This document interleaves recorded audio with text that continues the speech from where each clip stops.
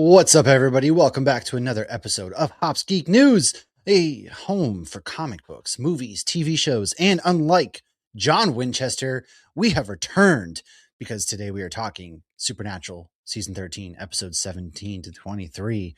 We're going to finish Season 13 finally, which means that we only have 2 seasons to go, which you might get it before the turn of the decade, at this rate. That We'll see. We'll see. Depends. Maybe we're just saving it for a rainy day. I don't know, but we haven't done some Supernatural in a bit, so we're going to be talking strict spoilers, episode breakdown. If you've not come on and experienced this, just know we love talking some Supernatural. We're going through my first time watching it. I haven't started a rewatch yet fully. Too many other things going on, and you can like, subscribe, share, follow anywhere you find us. If this is your first time, we typically go into news, what we're reading or watching. Beer of the week, but we're just diving into Supernatural this week. I don't even have a beer this week. It's just Lauren probably is recovering from Tortuga. There's just a lot going on out there. Yeah, I have a green drink. I'm like Sam right now. I got my green drink. Recovering. Look at you and your little gross kale thing. Yeah, I had a smoothie, got some water, and not holy water, but speaking of that, we can just go right into episode 17, Lauren. So why don't you kick us off? Yes, so if you've been following along recently, or with our last episode, you said we skipped Scooby Natural because we did a whole episode on Scooby Natural. So if you're on the YouTube playlist, that is in chronological order. But so previously on, we learned Asmodeus has Gabriel, Ketch is playing both sides, and the boys and Cass save the Scooby gang. They did, and we even got to just saying we've got to get some cool pictures with Jeremy Adams, the writer of Scooby Natural. So yeah, we did an interview with him, so we kind of have 2 Scooby Natural episodes. No big deal. So number 17, episode 17 of season 13, The Thing. We start with a woman in clothing from the earlier part of the 1900s being tied down while weird dudes chant and mix stuff together. Back at the bunker, Dean puts Post-its on a passed-out Sam to remind us very much so that they are still siblings first. They're researching more on how to get to the other world. Remember, you need Grace of an Archangel, Fruit from the Tree of Life, Seal of Solomon, and Blood of the Most Holy Man. So far, they have Blood of the Most Holy Man, Fruit from the Tree of Life, and they're working on the Seal of Solomon. In their library, they find something that directs them to a chapter house of the Men of Letters in Rhode Island. Inside the Rhode Island bunker, they find the woman from the beginning still chained. Still there all these years. Look at that. Look at that. She's just going strong still somehow, some way. So without asking any questions at all or even wondering what's going on, they simply unchain her and they take her to get some food at a local diner. They're spotted and creepy rogue people show up. Sam is poisoned and taken. Dean is ready for blood because his brother has been taken. He's going full Liam Neeson. Sam learns these weird rogue people are other legacies. They thought they were the only ones. And one of them was actually the chef, and that's why he poisoned Sam. Or that's how he poisoned Sam. And they just unleashed a monster god because they didn't ask questions and just released her. Guys, come on, man. Rule 1. If you see somebody chained up, you got to ask some questions. Granted, the person chained up is probably not going to tell you the truth anyways. However, inquire a little bit. Don't just go out and about. Well, like in their line of work, to just show up and be like, yeah, no, all right, we'll let her free. Guys. Mistakes were made. So years ago, these 2 legacies their grandfather was traumatized after World War II, reasonably so, and they summoned the god in hopes of bringing paradise on Earth. Instead, she ate him.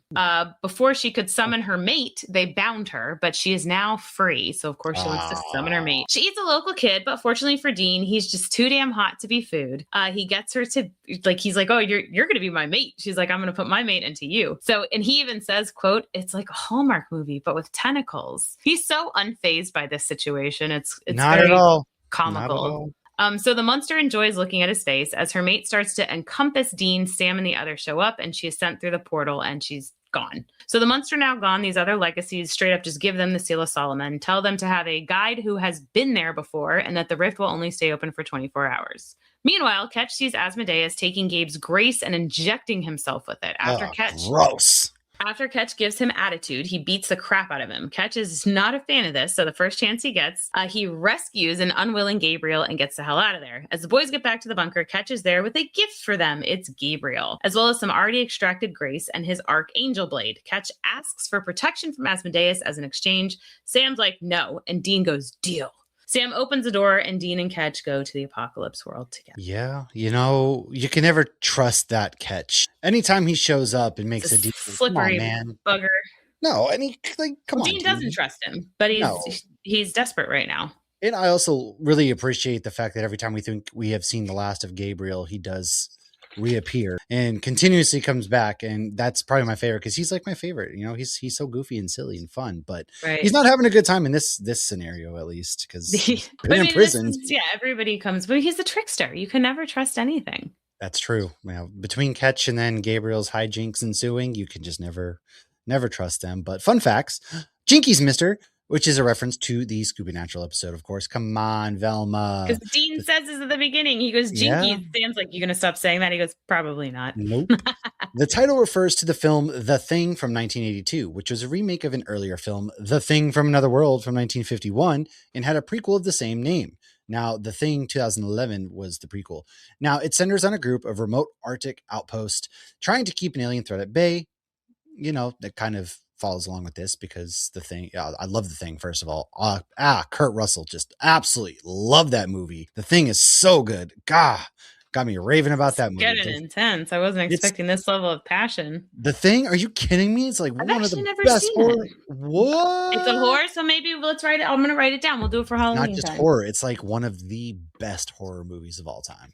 So we're going to kick off Halloween time with The Thing. Oh yeah, we got to watch The Thing because The that movie Thing.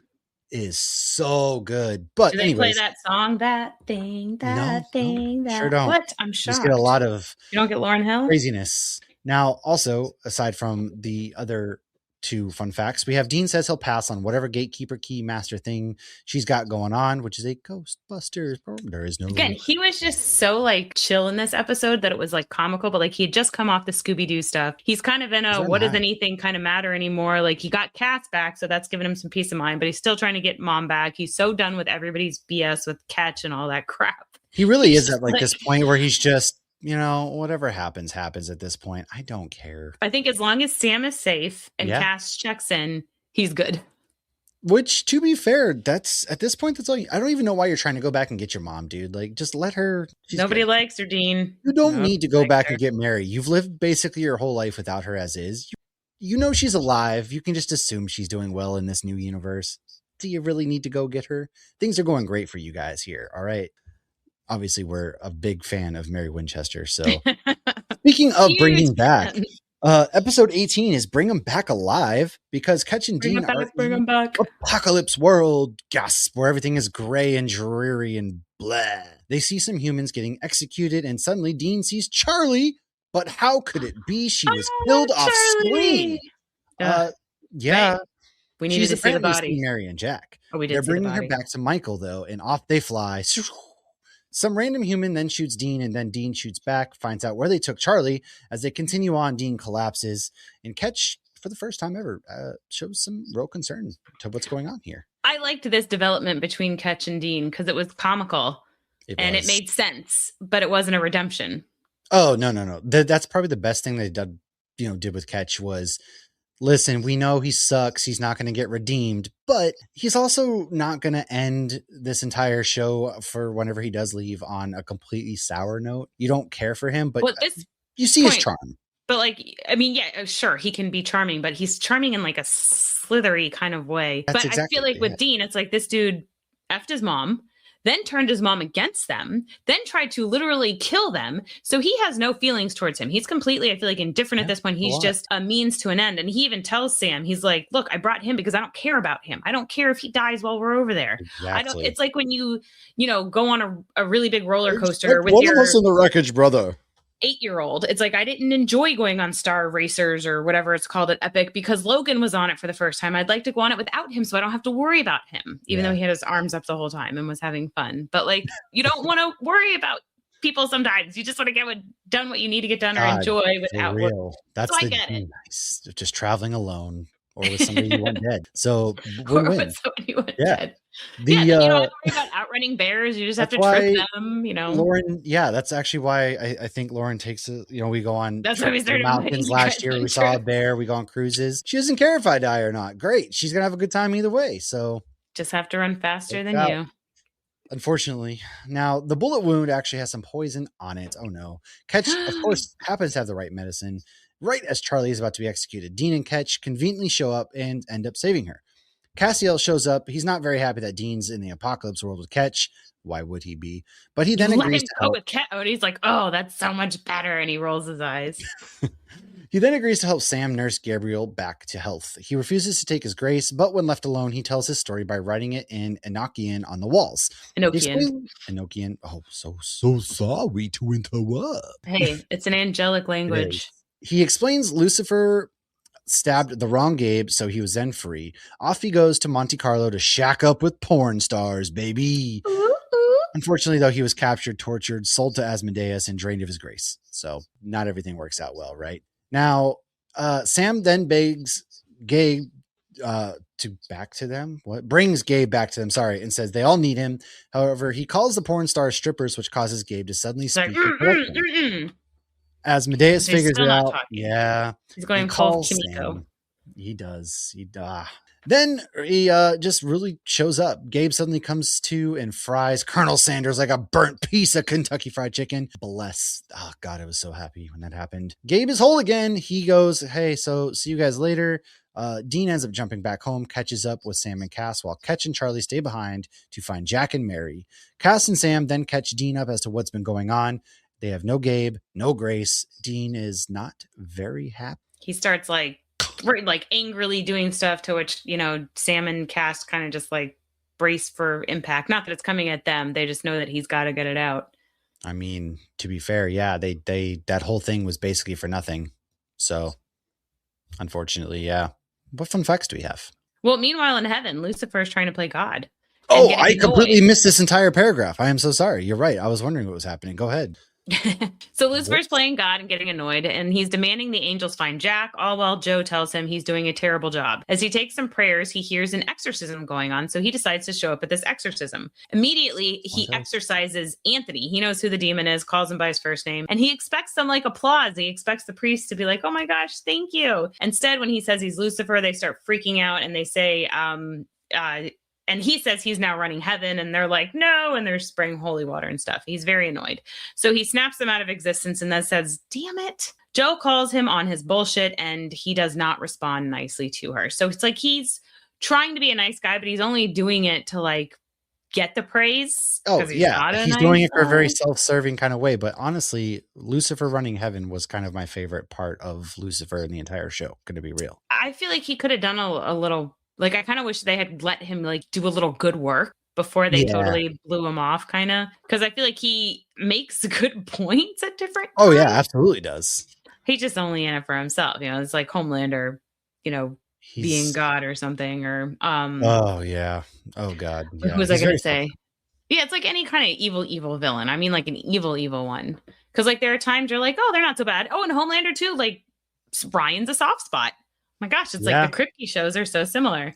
Okay, so fun facts. When Lucifer's actually listening to prayers, one of them he hears is, dear God, make me a bird so I can fly far, far away from here. Like Jenny and Forrest Gump. The bridge used in Apocalypse World where they go to kill Charlie but stop has been used multiple times throughout the series, including the finale. And it's the Once Upon a Time bridge that is in Storybrooke. So it's the toll bridge. Yeah, it is. That bridge is pretty famous. A lot of not so great things have happened on that bridge, like the finale. And Once Upon a Time was good for a little bit, but kind of ran its course as well. So it went too long. It should have stopped after Frozen, I feel like. Yeah. Yeah. I was even out a little bit before the Frozen, but I feel like it just got kind of too whatever. But hey, you know what? They're reusing the same. I would like to go to that bridge actually, just to go to that bridge because it's such a nice bridge. Iconic bridge. It's a nice bridge. It's a nice bridge, man. It's a nice bridge. Nice view. Yeah, no. This episode was all right because we get, Charlie. Charlie's there, and you're kind of excited to see, her again. Felicia Day. Anytime she's back is always a highlight for me. Obviously it's not going to be the Charlie that we know and love, but Felicia Day, I'm never going to complain of, especially in this universe. Yeah, absolutely. We all love her. They all loved her. Mm-hmm. Everybody loved her except for the writer who killed her. Off screen, nonetheless. All right, we're on to episode 19, Funeralia. So the boys reach out to Rowena while she's at a fancy party making people spontaneously combust, as one does. They need her help to find Gabriel to get his grace. Cass decides he's going to go to heaven, despite everybody wanting to kill him, to see if they could help. So he's desperate. He learns they need his help. And he learns that Naomi, who was the angel that was torturing him and trying to get him to kill Dean, is still alive. Boo. Heaven is also Lame. on the fritz because they've killed so many of each other. Not enough angels to keep the power on, so none of them can leave. They're like, we can't leave heaven. We got to keep the lights on. Cass then leaves heaven. No better, no worse. Meanwhile, the boys go to find Rowena, who is torching some D-bag pharma people, but really she's killing the Reapers who are coming to collect them because she wants to talk Billy to make her bring Crowley back. So that was a turn of events. Instead, Billy sends a Reaper to help Sam and Dean, and she informs them that all of Rowena's death books say that she will die by the hands of Sam Winchester. This is the same Reaper we met last time Dean was in the Vale with the kid who found the plague mask. So they do find Rowena, and when talking to her doesn't work out well because she doesn't always want to listen to reason. She's got an agenda. Sam actually shoots her, but she stops the bullet, and she looks incredibly sad that he actually took Because the they have shot. been bonding. Yes, she was surprised, and she's actually hurt. She then ties Sam up, but can't bring herself to kill him. Billy does show up and very nicely tells her Crowley is not coming back. Sam, a very bloody Dean, and Rowena then have beers on the floor of the hotel, and they have a heart-to-heart. They think she can be redeemed, so she decides to try and agrees to help them find Gabriel. God, I love that moment. I love the three of them together. Never thought I would be here saying that. However, anytime I got Rowena, especially Sam together, and the heartbreak where she was, I thought we had something here, and then he was going to kill her. But then it turns out the three of them just, they all cared for the same person, Crowley, ultimately in the end, it was a complicated relationship, and they have a complicated. But Dean even prayed to bring Crowley back to Chuck. He's like, you're going to bring Cass back and my mom back, and you even need to bring Crowley back. Yeah, and it shows you how, not black and white everything is either, especially when it comes to the show or religion and relationships. And I think that's one thing they do really well in this series, especially when it comes to the ones you're supposed to be against, but they end up turning as the time goes on. And Rowena's been around forever. Yeah. I love it. I love it. So funeralia means funeral rites in medieval Latin. An angel called Indra is one of the chief ancient Hindu deities. Sam tells Rowena she can change her fate. If that made you think of Merida, well, Ruth Connell has voiced Merida in video games and in Sophia the First. Sorry, I have not seen Sophia the First. She was a princess doing all right. Or no, she was in the village doing all right. Then she became a princess overnight. That's a cartoon show, right? Yeah, it's Disney Junior. Okay. I thought so. Watch it. I guess your kids are a little too young for it. It was cute. Well, and it's voiced by the middle kid from Modern Family. Oh, and I think the guy who plays Cam was like a horse or something in it, maybe a Pegasus. But a bunch of the princesses would show up and they would help her learn lessons because she's a new princess. It was really cute. I thought it was one of the cuter Disney. I never saw it. But when I learned that fun fact when I was prepping this episode, that was one that I text friends. Oh, guess what? Rowena's also the voice of Merida. Yeah. Not the movie, but all the other stuff. Right. All right. So what happens in episode 20, Unfinished Business? So episode 20, we finally get Gabriel back with his, he's got a little kill list, just a little kill list. I mean, who doesn't? Boy, I'm glad I called that guy. He's tracking down Loki and his sons. One death down and he's injured. So while the boys look for him, he goes to them hoping they still have some of his grace. No luck, he passes out. The other two brothers show up. Gabe takes down one of them and the horse one flees. The boys agree to help Gabe with his revenge story, even though they really just don't like it. Dean's rolling his eyes at it. He's like, whatever. Yeah. He's just done with everybody's BS this season. He's everyone's so over just done. They're just all done. Collectively by season 30, everyone's just like, ugh. Basically, after faking his own death, he laid low with the Loki family surrounded by porn stars until they sold him to Asmodeus. This was right around the end of season 5, so then Gabe spent 7 years being tortured and drained of his grace by Asmodeus. Keep in mind, they were none too pleased that Odin was killed by Lucifer at the Lycian Hotel after Gabriel had promised to be done with his family's drama forever if Loki lent him his face and taught him how to be a trickster. Well, didn't work out for you, dude, you liar. So they go to attack the third and last son. The horse one gets taken out by Gabriel while Dean sneaks off to take Loki down. He gets tricked because it's Loki. Come on. So Loki can hit Dean, but he can't hit back. Gabriel finally ends up killing Loki, then agrees to help them get to the Apocalypse world with his grace. Meanwhile, in the Apocalypse world, Jack is getting a bit too cocky for his britches, and then that's when they find Kevin Tran, and unfortunately, it's a trap! Advanced placement.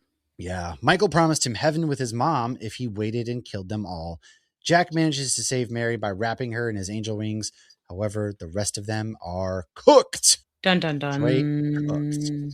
Kevin So fun Tran, dude. facts. Poor guy. I know he's just screwed in every Poor universe. Kevin, man. The Norse god kids of Loki were Narfi, Fenri, and Slipnir. I'm sure I'm saying those wrong. So Slipnir is the one with the horse face, and in Norse mythology is the 8-legged horse of Odin. He was fathered by the stallion The stallion, all Svalbard right.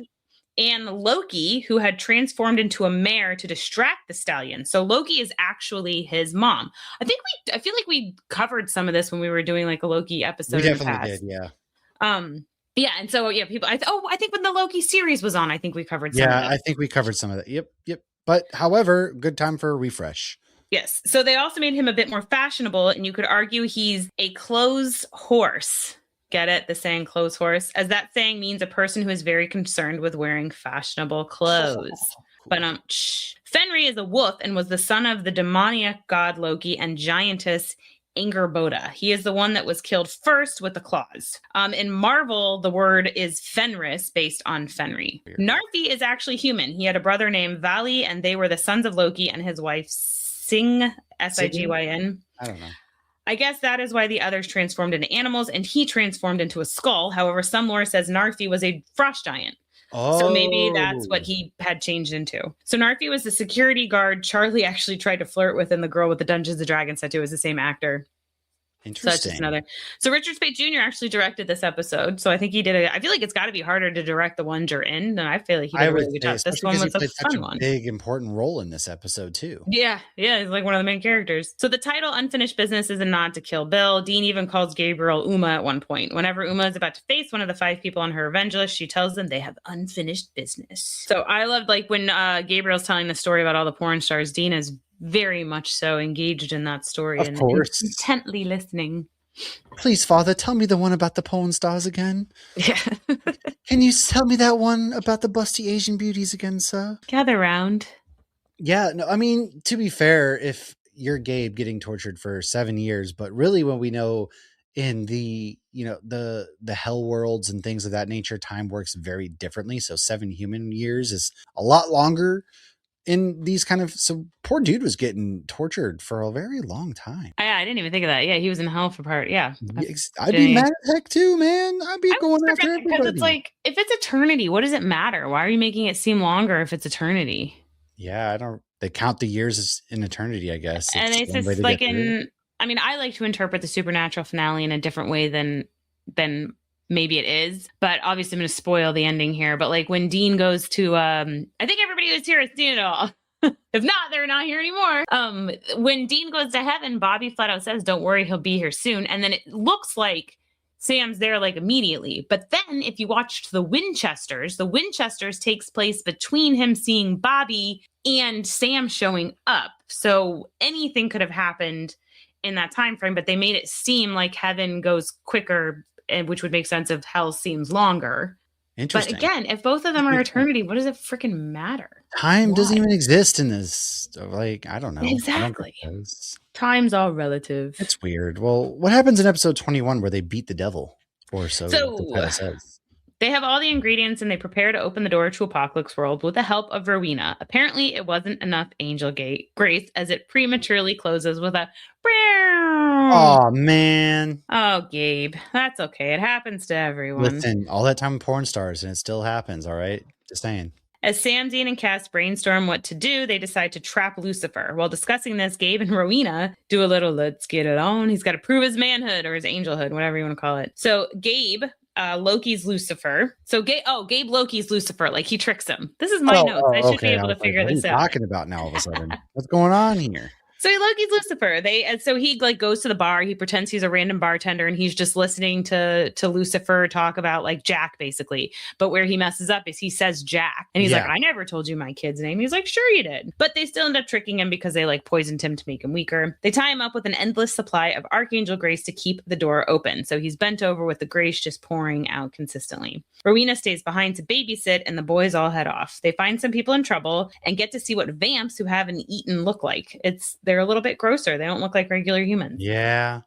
Conveniently, the people they save are looking for Jack and Mary. What are the odds? This is where we meet Maggie, who she sticks around for a while. They explain the shortcut to Dayton is just too dangerous, but Sam's like, F that, let's go. We're the Winchesters. Meanwhile, Lucifer gets to Rowena and she lashes out. First, he's singing Camp da doo da doo da day doo da, whatever that song is. And then he starts to mess with her and she takes the bait, which, like, he's like, oh, the men went off and they left you back. Oh, you little old woman. It's like, come on, Rowena. Really? You're going to fall for that? You're more powerful than the freaking angel. Let the man talk his crap. He's the one that's tied up, dude. Right. He's the one that's, all whatever and ego and whatnot. So she yells at him and she explains Sam, Dean, and Cass are Jack's fathers and they're rescuing him and they're going to have a beautiful family reunion. Of course, this makes him very angry and he breaks free because he thrives on anger. We saw it when him and Cass were locked up together. So, like, it's like Michael Jordan. You don't anger him. He's going to actually deliver. Right. It's not like where some people you get in their head, it makes them mess up. Not Michael Jordan, not Lucifer. So, so good thing though that he shows up because, Sam ends up getting killed by the vampires. They leave him, but Lucifer breaks free and he kills all the crazy elf vamps and he brings back Sam. Despite there being two angels with them, Sam dies, which is, I thought that was a little like, you got Gabriel and you got Cass with you and you can't. Got two, not just two angels, but like two very strong angels at that. I mean, Gabe's a little, neither of them are at their full potential, but like, I feel like they would have been fine. These little elf vamps aren't anything that they couldn't have dealt with. Well, I think in the past too, when Dean's like, shut your eyes and get down, and he does the like, and like, I remember Bobby being like, why doesn't he come on more hunts and like kills the whole room? I think it was with Eve, but I didn't love that. And I don't feel like Dean would have left. It was definitely weak and Dean would not have left. No. No. Anyways, so Sam does die. Lucifer ends up coming back and bringing him back to life. To stay alive and keep the vamps away, Sam agrees to bring Lucifer to Jack. They show up at the camp right as Dean starts crying because Mary's like, where's Sam? And Dean just starts crying. Kudos to Jon Snow. Great, acting. But then they show up and Lucifer looks at Jack and says, hello, son. Surprise. Yes, he does. In this episode, Gabriel says that Rowena has a dancer's body, referring to the fact that Ruth Connell plays Rowena is also a professional dancer. Not in that way, you weirdos. Gabriel grabs a book titled Laying Pipe, A Beginner's Guide to Plumbing and Pipe Fitting. He then lays pipe with Rowena. That's from the podcast Then and Now, which they do, which is pretty funny. You should check it out. Just saying, shameless plug. Now, when Lucifer is in the bar, the song playing is The Cat's in the Cradle with Silver Spoon, a song all about a poor relationship between father and son. There are many references to Lord of the Rings, Lauren's favorite movies and novels ever. In the novel, the Fellowship has to choose between taking a safe route around a mountain, the Mines of Moria, or the more treacherous path through the tunnels where they meet the Balrog. They choose the tunnels. They're attacked by orcs in the Balrog. And of course, Gandalf says, and he gets resurrected. He's no longer Gandalf the Grey. He becomes Gandalf the White. During ADR for the episode, Richard Spite Jr. did the line, "You shall not pass." And everyone's running away. And it's like, shing, shing, orcs, aha. Mr. Frodo gets stabbed. And he's like, and this is really the first big fight the Fellowship gets into. Is that before or after all the walking? It's kind of like a midway journey. They don't get very far. They go through the Mines of Moria. Oh man, that level is always so crazy in the video game on PlayStation as well. Whoo! Who knew? Anyways, what are we talking about again? Supernatural. That's right. Yes. Yep, that's all we got. And Mary seemed completely unfazed, but It's episode 22 they though. Found her. Picking up where we left off with Exodus, as Dean and Cass tell Lucifer, hey man, you can't talk to Jack. That's our son. We got custody rights. Jack flies off. You don't talk to him. He's scared. Cass slaps the angel cuffs on the devil, who tells him they got about 31 hours till the rift closes, buddy. As Jack struggles with what he is and what he has done, Mary tells the boys she's not leaving because why? She doesn't care about her own kids. Dean's like, yo, dude, we're not abandoning each other. Sam says, all right, guys, let's bring everybody back. That's a lot of refugees. We don't know what we're going to do with them. We got a really small place back home. They can stay for like 5 days. They don't have social security numbers. I don't know how they're going to get jobs, but let's do it. And half of them are dead in our universe, but we're going to do it. They're going to make, they're good at making fake documents. They are. That is true. That is very true. Cass then lets Jack listen to Lucifer, who tells Jack that everybody blames him for everything. And he lost his virginity to Jack's mom. Dude, I banged your mom. As they all argue about whether or not Jack should talk to Lucifer, a bad angel shows up. Lucifer breaks his cuffs, kills them all. And those cuffs really didn't do anything at all. He was just kind of letting them keep up appearances. So, off on a mission, Charlie and Ketch get themselves caught by the bad angels. Not Charlie's angels, the bad angels.